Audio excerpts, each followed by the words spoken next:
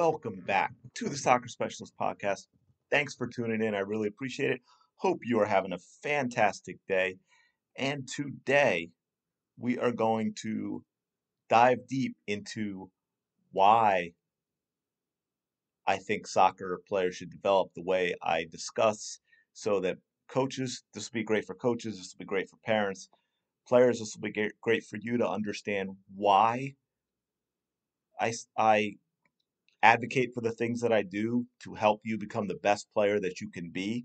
So because I think it can be more motivating for players when they have a little more understanding of why we're asking them to do something a certain way, we're asking them to train a certain way, why we're asking them to play a certain way.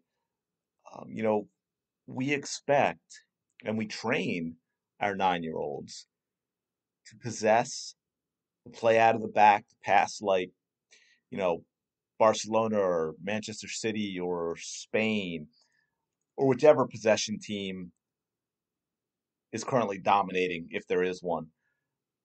But I don't believe that this is the way to go for our young players.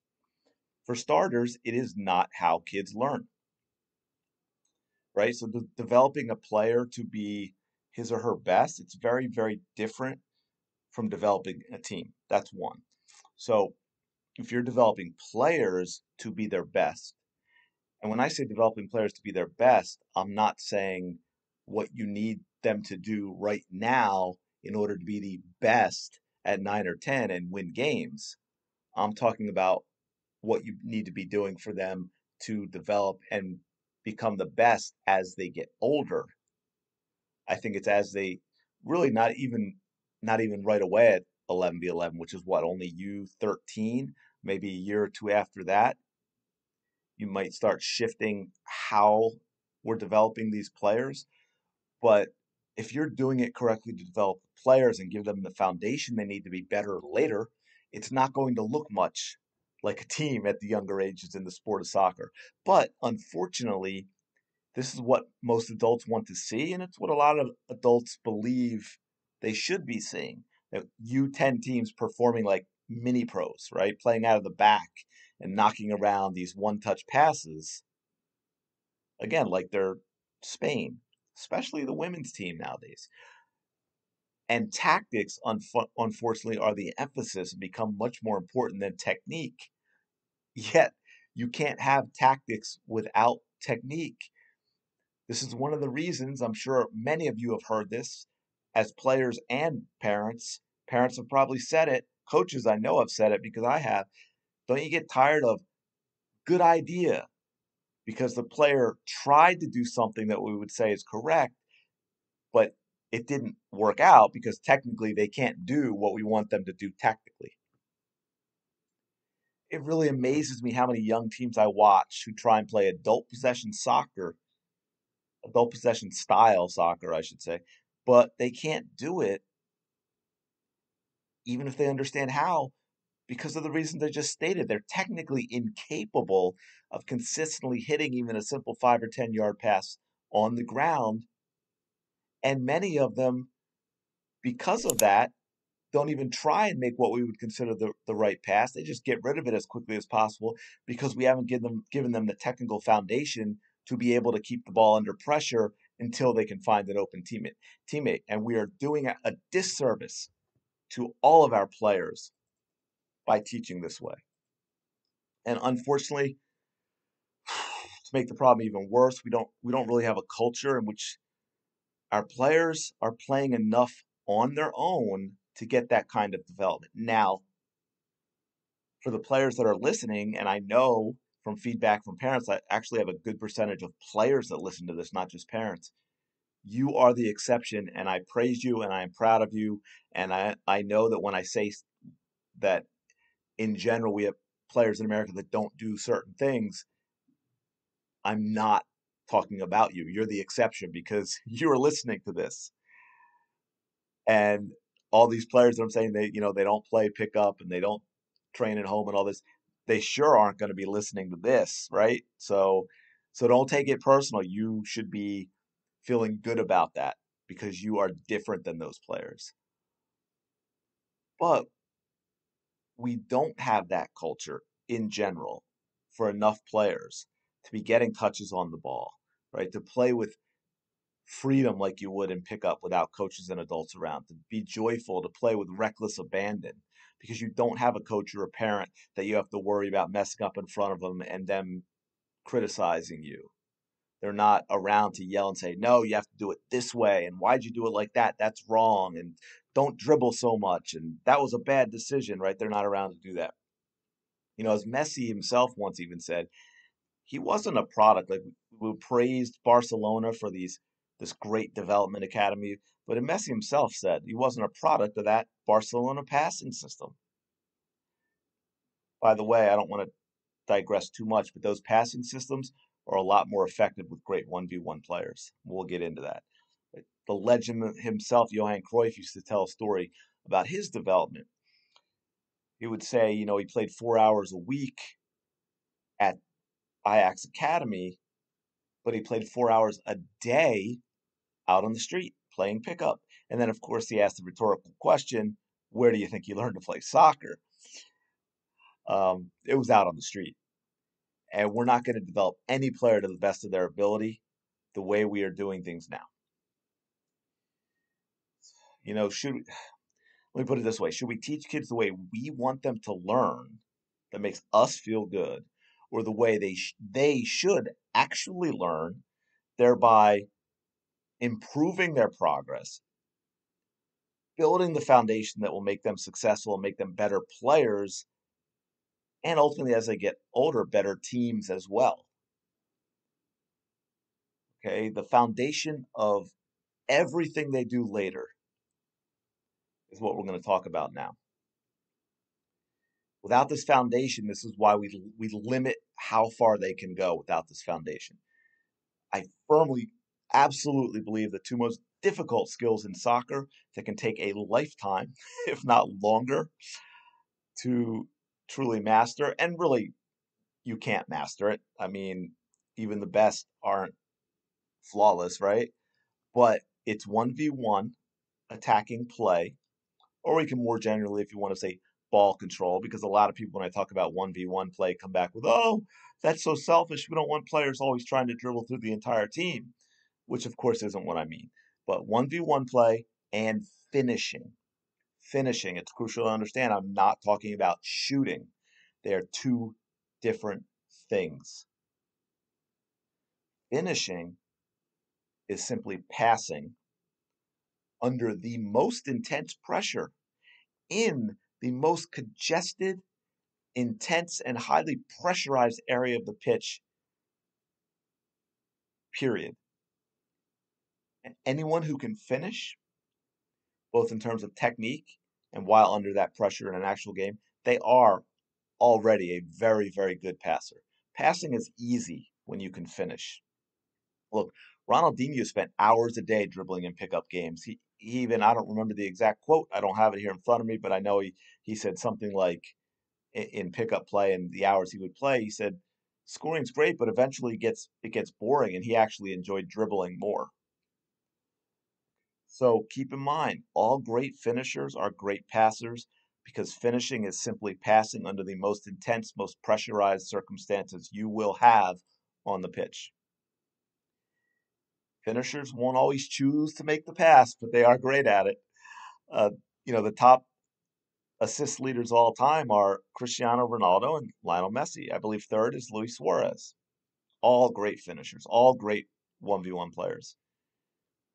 I think Kevin De Bruyne is already top 10, and it's not what he's known for, but if you watch him play enough, you'll notice he's incredibly good with the ball at his feet, incredible control, and can absolutely take on and beat players 1v1. So those are the foundational skills, 1v1 play and finishing, that must be taught and emphasized and worked on from day one, over and over and over again. It is much easier, please, please understand and embrace this. It is much easier to master possession passing game if you master these foundational skills first. It's much easier later on to be able to play the possession game, but not at the younger ages when they do not have these foundational skills. And here's why. Okay, here's the problem with that. We teach it backwards. We start off with tactics and emphasize passing. But mentally for the kids, it's the opposite. When I say mentally, I also mean emotionally. It's a lot easier for kids to understand 1v1 play than it is the complexity of the team passing game. That's one reason I think all parents should have to experience playing just to understand what it's like when you're out there with, 13 or 17 or 21 other players and you can't use your hands and they're all moving around and the ball's moving around and you have to make decisions and pick out a teammate to pass to. Yeah, not as easy as it sounds. But back to my point. If you don't believe me about the complexity of the team passing game versus 1v1 play, and I'm not talking about being great at 1v1 play, I'm just talking about kids understanding at first. If you don't believe me, teach the idea of dribbling to a 7-year-old versus teaching that same 7-year-old how to play in a 4v4 plus 3 positional rondo with combination play and one touch passing. Teach in front, around, and split. Teach third player runs, checking your shoulder and dropping into the hole on the half turn. I can only imagine the look you're getting from that from that 7-year-old. So again, it's much easier to teach 1v1 play and finishing and then teach those players to pass well once they have that foundation than it is to emphasize 1 and 2 touch passing from day one and expect them to excel as soccer players at a higher level when they're older. Because again, technically, finishing is simply passing under the most difficult, pressure filled situation you will find yourself in on the pitch. If you can finish, passing is easy. And so, while it's a lot easier for players to understand 1v1 play when they're young, it's also a lot more difficult for players to master 1v1 play. See, so we do it backwards again, not only in terms of physical mastery, but also in terms of how the brain works in processing and understanding information. And a shout out to Andy Barney, the founder of KC Legends, who talks about this a lot. Okay, so this isn't soccer opinion, it's science based on how we learn. Teaching easier to learn 1v1 play and finishing, but tougher to master skills earlier as the foundation. Add the more complex concept of possession soccer and tactical play when their brains can more easily process and understand that information you're giving them. And then the skill set they have with those foundational skills will make it a lot easier to turn that into success in the passing game on the pitch. Because it's a lot easier to take a 1v1 player who can finish and teach them the tactical game than it is to teach a 1 and 2 touch possession player who's that's all they've ever learned from day one and make them a good 1v1 player and finisher. And by the way, that passer also will not be as good as a passer. Why? Because they don't have the confidence and the skill with the ball at their feet to withstand pressure. If they see pressures coming, they don't have the confidence to keep it, so they just kick it away. Or they panic, or they do keep it and they lose it because they don't have the skill with the ball at their feet. And please understand, I'm not talking about not teaching team concepts. I'm saying that we emphasize team concepts and possession play way too early in the development process. We don't spend nearly enough time developing the more important, but much more difficult to master skills of 1v1 play and finishing. Because not only any player who can finish also be a great passer in terms of their technical skills, they also are not going to panic, as I was just talking about, or lose possession if they can't get the ball away in 1 or 2 touch. A player that can finish can pass. They can also keep the ball under pressure. They may receive a ball or maybe a difficult ball to control at first, and they can't get away in one or two touch because of the pressure that's on them, and they don't have an open teammate, and they could be under pressure from two or three players, but they have the confidence and the technical ability to keep the ball, shield the ball, turn out of that pressure, maybe make a move and beat at least one defender, and then find an open teammate so that the team can keep the ball. It's not about simply always trying to dribble through the other team. As long as the technical ability to hold the ball under pressure, your dribbling, your foot skills, which also translates into confidence with the ball at the feet, and be able to strike the ball cleanly with accuracy under pressure, which is finishing. As long as that's been developed when young players will learn to look, how do I say this? Well, young players will learn what to look for and when to look for as they mature in terms of the passing game and the team game, they're going to be successful. So it makes sense to concentrate on the most difficult techniques and skills at an early stage because they can process and understand it, and it gives them more time with the more difficult skills as they develop. So they can actually be learned more effectively and in a shorter period of time when the athlete is younger. And then these skills provide the platform for future individual and team excellence. So understand, please, that it's not about selfishness, it's about developing players. And isn't that what we're supposed to be doing? Look here, basketball is a sport with a lot of similarities to soccer. What do all the greats talk about when they were growing up? They all had a basketball in their hands at all times. It became a part of them. They didn't have to look at it, they had complete control of it, and it made everything else about the game easier. In America, kids play basketball on their own. What are they doing most of the time? They're dribbling and shooting. They're playing a lot of 1v1, but even in team games, there's a lot more 1v1 play than we allow in organized soccer. And by the way, for any of you that have gone and watched very young kids play basketball, what happens a lot? A lot of turnovers because the players can't dribble, right?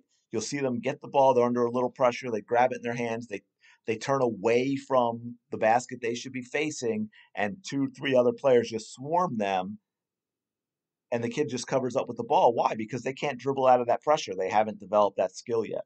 So, really, really important to develop that skill.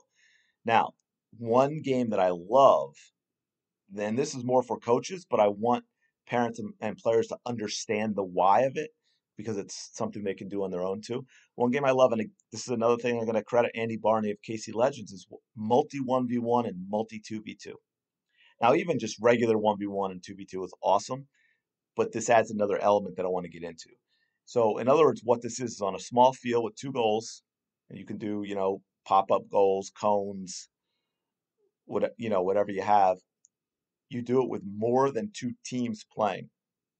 When I say teams 1v1, it's obviously one player, but you might have three or four 1v1 games, but they're going on at the same time on the same field instead of separately.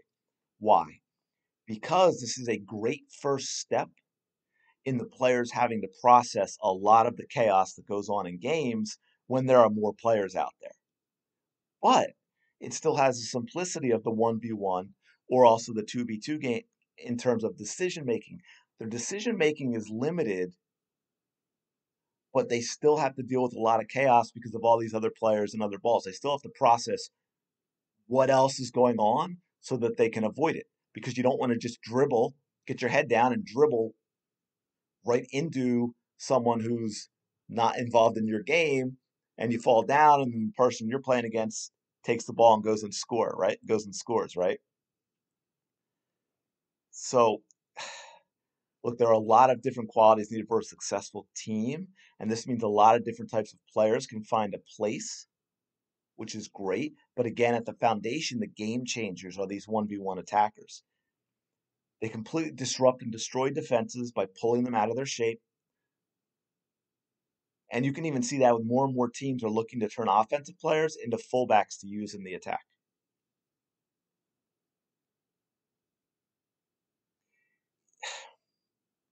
It is the only way with these small-sided games, 1v1, the 2v2, the multi 1v1 and 2v2. It's the way to develop superior skill with the ball and also speed of thought. Like I said, when you're practicing, when you're playing with all that chaos. And then especially when you're talking about 2v2 and that small space and you have other teams playing, you get a lot more touches. It's a lot faster than in a 5v5 or a 6v6 game in a much bigger space. And it focuses on the skills and the tactics because we're going to get into the tactics of 2v2 here right here in a second. And this is going to make the players the best they can be and able to compete at a higher level as they get older. So let's talk tactics. Well, what tactics? Well, you're talking about 1v1 and 2v2. Okay, 2v2. You would actually be amazed at the variety of off the ball runs and combination passing you can get in a 2v2 as these kids get more comfortable with this training environment and processing the chaos and they're able to learn and grow from it. And let's just cut to the chase. If they can't combine and make good decisions in 2v2, how can you expect them to do it in 5v5, 7v7, 9v9, 11v11? By the way, two other benefits of small-sided games, especially the 2v2 and the 1v1 play, include developing great defenders as well as keeping players from hiding. You can't hide in 1v1 and 2v2. And we all know standing around is a big problem in youth soccer because, again, really we play in fields that are too big. Players don't have the technical skill or the physical power to switch field the way you would want. So there becomes a lot of standing around, and these players become basically fans, right? They become people who they're watching the game instead of being in the game. But in 1v1 and 2v2, you can't do that. There is no hiding. You're constantly moving. They also must defend all the time. No more watching from the other half of the field and hoping you don't have to run back on defense, hoping your team wins the ball before it gets down to the end and gets crossed to where you should be, right? And you most certainly better not put your head down and stop when you lose the ball in 1v1 or 2v2 because you're going to give up a goal and everyone's going to know whose fault it was. You lose it, get it back. These skills, dribbling and finishing, should be worked on and improved on all the time. Now, I kind of got sidetracked there. I want to get a little more detailed into the 2v2 and the tactics that can come from it. First, obviously, players get a lot of touches. They're putting a lot of 1v1, so all that is great. They're under pressure all the time. They have to learn to keep the ball. And we really help them quickly develop the tactical aspect of it as well because we limit their options. We don't overwhelm them with the decision making. It's either dribble, shoot, or you have one passing option. But there are a lot of options within that one passing option. Right? All those passing combinations I talked about, all the decision making, most of it can be accomplished with 2v2, and they'll have more success again because you've eliminated decision making overload that young players can't really process yet. You have one teammate to pass to. But again, that that one teammate still involves a lot of variety, just like the real game. Because with one teammate, you can have 1-2 combinations. You can leave the ball. You can have overlaps. You can play through balls that split the defenders. You can pass down the line to diagonal runs. You can make diagonal passes to straight runs. You can overlap the player without the ball with the ball, right? There's so many different things. You can have a straight run and then you chip it over both defenders if you can't play it through them. But we've narrowed those options so players can have more success, be more focused, and learn more and do so more quickly because we've limited their options and getting them really comfortable with those limited options and developing that skill with the ball allows us to start adding more options as they get older and to do so while they're comfortable with those added options because no sweat. They already know they can keep the ball under pressure. So it's really not a big deal to them to start adding options.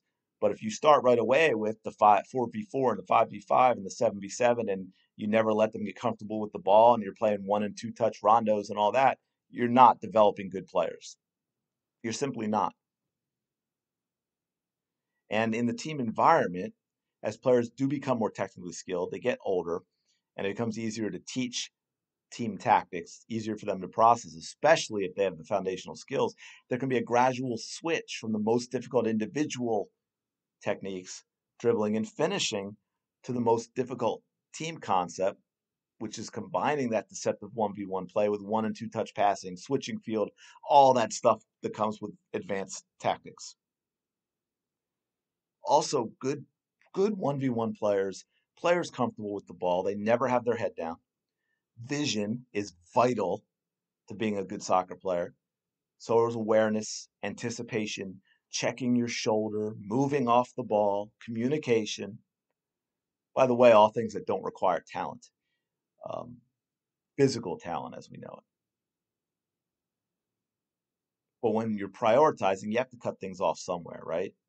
That, which is kind of my point. And I'm not saying that these are the only things. I'm saying they're the most important in terms of creating a foundation to build upon that allows for the opportunity for these players to be great when they get older. And look, a player's vision doesn't mean anything if they can't keep the ball. To get back to preconceived notions, most people think of 1v1 play as someone who is 1v1 player, I should say, as someone who is selfish and always tries to dribble through everyone, which of course is not how I mean it. 1v1 can simply include touches and control under pressure, and sometimes it's 1v2 and 1v3 to keep the ball and then find a teammate. Because not all passes can be made in 1 or 2 touches. Not all passes should be made in 1 or 2 touches. Look, a great example that I love too is Iniesta, because people think of him as this conductor, this phenomenal passer. And he is. He's not known at all as a 1v1 player. But go check out his dribbling highlights on YouTube. He's a phenomenal dribbler and 1v1 player, which is what allows him to take advantage of his vision and awareness and skill as a passer.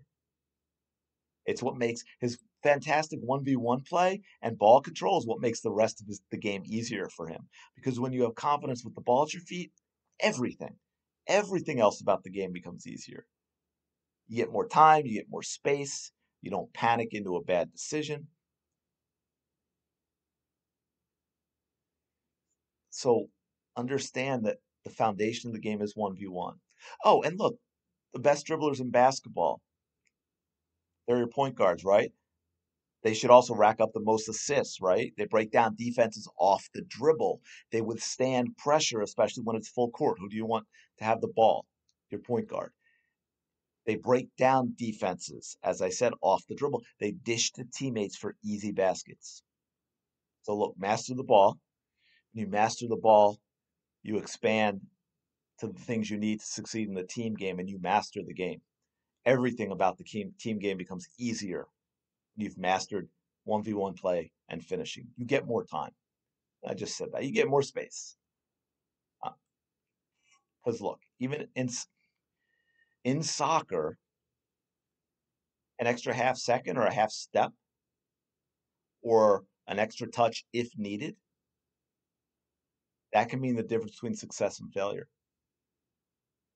Even a one-touch pass if is better if you're a great finisher as compared to if you've always just played 1 and 2 touch and never got comfortable with the ball at your feet. Because again, taking players on doesn't mean you're a selfish player. I did a podcast episode on that a long time ago. Um, oh, now I just went blank on the title, but it's something like why young players should be selfish or something like that. You can find it. I know you can. I have faith in you. You're smart. It's definitely worth a listen. But you need that. at younger ages to be able to excel at the other things. Great 1v1 players are fantastic passers and playmakers. If you can finish, you can pass. Yes, I am repeating this. It's that important. And understand it's not really about teaching one thing or the other. It's about what should be taught when in order to develop players as opposed to good youth teams that ultimately never produce great players when they're older. KC Legends never does more than 2v2 in practices until I think like U16 or U17. And they may be the most successful youth program in America in terms of sending players onto the college and professional ranks. Build the foundation, then add the other elements that are going to make it easier to master, that will be much easier to master with the ability to go 1v1 and finish. As I said, a lot of players like Iniesta are known for their great passing, are pretty darn good 1v1 players. It's just not the focus of their game at the highest level. You can't teach great team play. You can't teach vision if they can't keep the ball. You can't teach them complicated decision making and tactics if you can't get them to make the correct decision in, say, 2v2 or even 1v1. This keeps it simple for the young players, right? So they can build the foundation, so they can create the foundation that they build upon. Within that, they get to learn proper space in 2v2 again. They get to learn proper spacing, a variety of different runs, overlaps, 1-2s, takeovers, diagonal runs, straight runs, splitting defenders, chipping defenders, all that great stuff. And I'm not saying other things are important. I'm not saying you shouldn't teach anything about the team game. What I am saying again is 1v1 play and finishing are the most important and in-demand skills that are the most difficult to master, but easiest to understand at a young age. They are the foundation for everything else. But we neglect this and we move past it very quickly, if not immediately. I rarely see any finishing in any of the training sessions I watch. Not shooting, finishing. And I can tell you, as they get older, a team who's learned 1v1 play and finishing earlier and may struggle out on game day. But that team with a lot of confident 1v1 players that can finish, they will dominate possession and be able to break down teams 1v1 and score goals when they get older. So hammer, hammer, hammer home 1v1 play and finishing at a young age and build and expand on top of it as players get older. Now, when and how much is the art of it all. I unfortunately I can't sit here and tell you 97.5% 1v1 and finishing and 2.5% possession play at age 7, and then 93% 7% split at age 7.5. I don't know that. No one knows that. But it does shift over time. But it's not nearly enough 1v1 play and finishing in their formative years.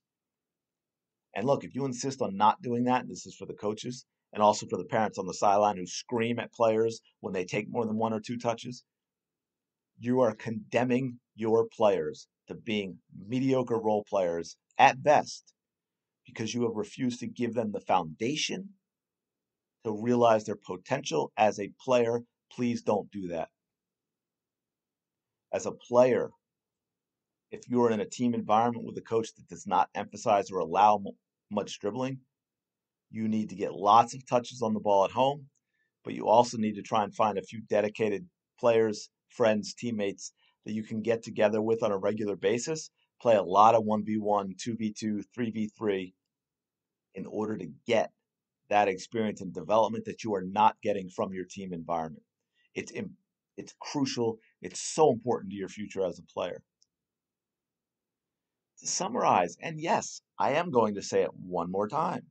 The foundational years should be spent on the easiest to understand but most difficult skills to master, 1v1 play and finishing, and this is what will set you up for success as you get older. I promise, I promise, I promise.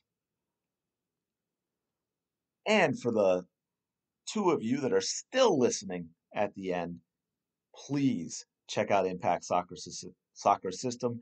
I guarantee you it will do wonderful things for helping you become a better player. Go to impactsoccerperformance.com/system. impactsoccerperformance.com/system. Go, go, go, go, go, go, go now. But thank you so much for listening. This is crazy long. I wonder if I'll have to break this into two parts. I'm going to leave it there. Bless you all for that stayed. Players, I hope this helped you understand why I emphasize what I do, why I teach what I do, and that you'll then take that and feel a lot better about going out and getting a lot of touches on the ball and playing a lot of 1v1 and dribbling a lot more, because it is going to make you a better player. And let's face it, it's just more fun. I'm going to leave it there. Thank you so much. I will talk to you later.